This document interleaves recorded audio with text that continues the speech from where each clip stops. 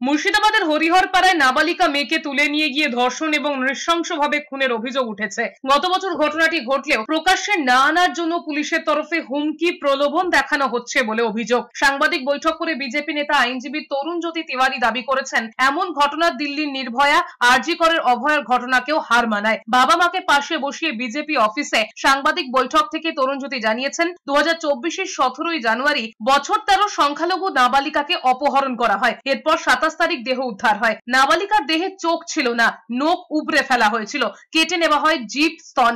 নাবালিকার শরীরের যে অংশগুলো ছিল না তার অভিযোগ, প্রথমে ময়নাতদন্তে অদ্ভুতভাবে সেগুলো উল্লেখ ছিল না। পরবর্তীকালে হাইকোর্টের অর্ডারে দ্বিতীয়বার ময়নাতদন্তে বডি পার্টসের উল্লেখ ছিল। তরুণজ্যোতির অভিযোগ, এরপর থেকেই পুলিশ নানাভাবে হুমকি দিচ্ছে নির্যাতিতার পরিবারকে, টাকা নিয়ে মামলা ক্লোজ করার জন্য চাপ দিচ্ছে, সাক্ষীদেরও হুমকি দেওয়া হচ্ছে, এমনকি আইনজীবীকে 8 লাখ টাকা পর্যন্ত অফার করা হয়েছে। অভিযুক্তদের আড়াল করার চেষ্টা হচ্ছে, জুভেনাইল প্রমাণ করার চেষ্টা চলছে।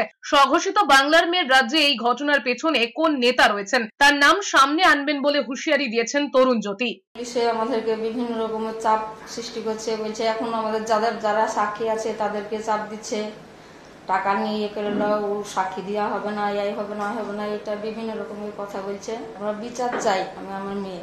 পুলিশ রেগুলার থ্রেট করছে ভিকটিমের পরিবারকে, ডেকে নিয়ে প্রথমে যখন অভিযোগ করতে গেছিল তখনও হচ্ছিল, এখনো হচ্ছে, ডেকে নিয়ে গিয়ে বলা হচ্ছে যে আপনারা মামলাটা তুলে নিন, মামলায় সাক্ষী দেবেন না, কি হবে, মেয়ে তো চলে গেছে, কিছু টাকা নিয়ে নিন, টাকা নিয়ে চুপ করে থাকুন।